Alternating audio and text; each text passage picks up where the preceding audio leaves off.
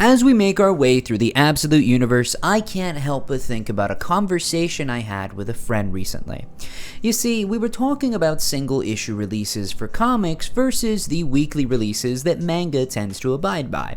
While I could sit here and talk about the pros and cons of either, the most interesting conclusion we reached was that most comics are now being made for trade. For those of you that don't know, made for trade is a term that implies that a particular comic run is made to be experienced as a collected trade paperback instead of the slower issue-by-issue format.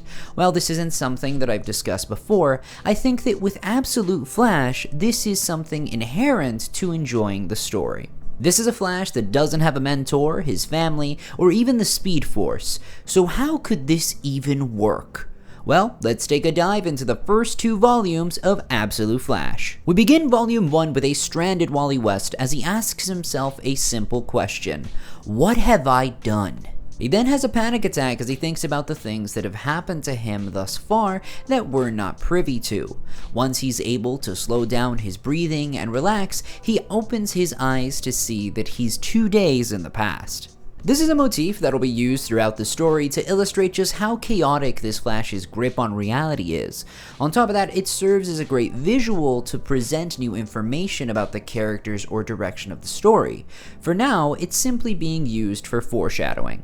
Anyway, as the issue continues, we get to know this Wally as one who doesn't have any friends and that he's currently living at a military base called Fort Fox. As he makes his way to the entrance, we're introduced to Dr. Barry Allen, who helps Wally get through the main gate after some military men were giving him a hard time. The two converse about all the cool teenage antics that Wally wasn't engaging in because he's a loner. However, things don't end there because Barry asks him if he wants to go see something cool. The two head over to a super secret lab that's got a whole bunch of stuff that'll serve as surprise tools we'll use later. While there, we're also introduced to Wally's dad, Rudy, who's a colonel for the military. He's also staunchly against Wally working alongside Barry, despite him being a really smart kid. We also get to see that he doesn't have the best relationship with his son. Back in the present, Wally is chased by a tank of some sort alongside a flying drone. As he makes his way to a nearby cave, we're introduced to the rogues. From left to right, we got Golden Glider, Trickster, Captain Cold, and Captain Boomerang. After this, we're brought back to a fateful night. While looking into some strange noises and colors Wally saw coming from the inside of Barry's lab, he gets snagged by some red energy that then seemingly causes an explosion, presumably leading to the death of Barry Allen. We then take a step forward in time as a mysterious figure looks over footage of the event and what's to come. And that was issue number 1. I gotta say, while dark like most of the other Absolute books, the issue really sets the stage and gets a lot of the world building down with its page count. Now, I think that the rest of the volume does a similar job with the rest of its issues, but the pace in which the story progresses is quite slow. Ironic, I know. In terms of events happening in the present, we're not really moving forward all that much since the primary focus is pretty much just getting to know the characters and fleshing out key pieces of information we already know from this first issue. For example, one of the key moments of the volume is seeing just how Barry dies. He didn't die in the explosion, but by being dragged by Wally as he uses the red matter for the first time. We also see that his mother's death is something that affects him deeply. We get introduced to this version of Grodd, learn about Eleanor Thawne and her relationship to Barry, and we even get an entire issue dedicated to the Rogues and their backstories. On top of this, we get to spend some time with Linda, who's a displaced youth, and see a little bit more of Rudy that shows off that he's not just a gruff and tough dad. There's also an instance of superheroics, but not much is really accomplished in the volume in terms of conflict resolution beyond those small victories. To better illustrate my point, in the first volume of Absolute Batman, we learn about current-day Bruce, his past, his supporting cast, and the state of Gotham, and he even takes down the main big bad of that particular story while pushing a lot of the world building forward in small and big ways. Now, one could make the argument that the pacing to that is actually quite fast since we don't get a lot of time to digest some of the things that occur in the story as thoroughly as, well, The Flash. However, I would also make the argument that the volume is made with single issues in mind. Each issue makes a significant advancement to the external plot and makes for a high-energy read when you're experiencing it as a whole. Thus far, Absolute Flash is more concerned with character building and interpersonal conflicts that's more geared towards selling the audience on the events that are to come through pieces of really interesting world building. Essentially, while sluggish in pacing, the book is trying, and succeeding in my case, to hook you through the plight of the characters and a promise of something greater in the future. Volume 2 opens with the continuation of Wally running from the rogues as fast as he can. After his fight with Mick Rory, otherwise known as Heatwave, Fort Fox has his last location and trajectory. As far as we're concerned at the moment, the reasons why Wally is being hunted goes beyond Colonel West's desire to see his son again. Eleanor seems to have placed immense importance on Wally's current abilities and alludes to him being key to their efforts at the base. Anyway, presently, Wally is looking for some food, but after realizing that he doesn't have any money, he goes to steal what he can while apologizing to the store clerk. However, he isn't able to make it past the door because he mysteriously faints. While back at Fort Fox, Eleanor explains to a captured Rudy that what he found deep in the base is what's believed to be their predecessors, and that those individuals found God. Of course, since this is the Absolute Universe, the only God this could be is Darkseid. Cutting back to an arrested Wally, his time in holding is cut short as the rogues break in to bust him out.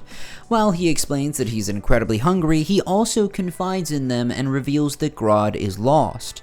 Taking the opportunity, Cold cuts Wally a deal. They track and find Grodd, he goes back with them. Of course, Wally accepts it since he's taking a liking to Grodd, and he's just a little guy. They track Grodd's signal to the middle of an intense storm, and as Wally makes his way through it, he finds Grodd but bumps into Wizard, a man who can control the weather and is sort of a weaker version of Storm from the X-Men. Wally shows some key development by facing another external conflict head-on, and when the sky clears, Cold offers Wally the chance to fully be free with them as a rogue.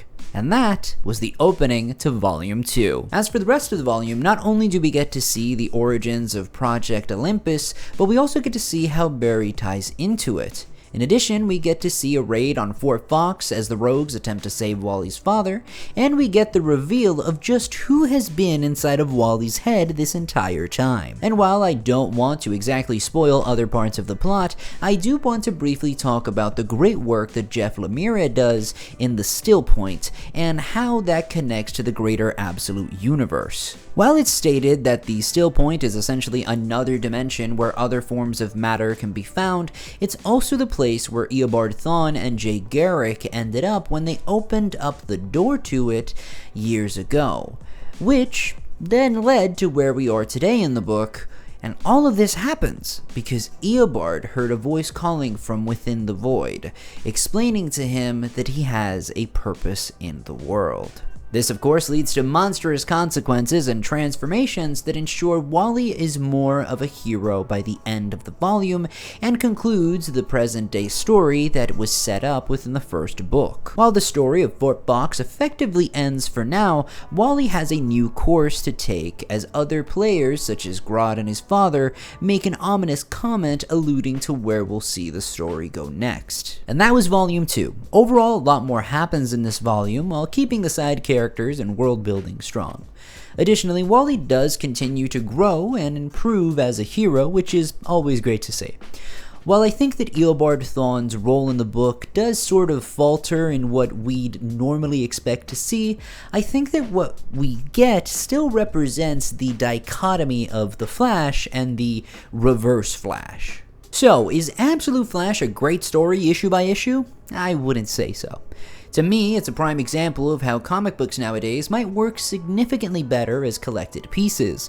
The story flows better despite the pacing overall being on the slower end, and the point of what's trying to be explored by the writer is just a lot clearer. For example, I couldn't imagine reading this issue by issue, getting to issue number 5, being so engrossed in what's occurring, only to then see the progress take a single step in issue 6 because we decided to focus on the backstory of the rogues. Yeah, I like the rogues, but I don't like them that much. While that does improve in Volume 2, I'm not completely sold with following this on a month-by-month basis. I will be giving issue 13 a read after the video and seeing if that at least sets up something really cool for the next adventure. Anyway, we're 4 series into the Absolute Universe, and I gotta say that each of these books, while varying in personal mileage of good versus bad, I have yet to find a series that I don't recommend you at least check out. So far, my favorite is a tie between Absolute Superman and Batman, but Wonder Woman and Flash have hooked me in sufficiently, and I will continue to cover those stories as we progress. But what do you think? Is Absolute Flash a weak series not worth catching up on, or is it a tale that's slowly building towards something really frickin' cool?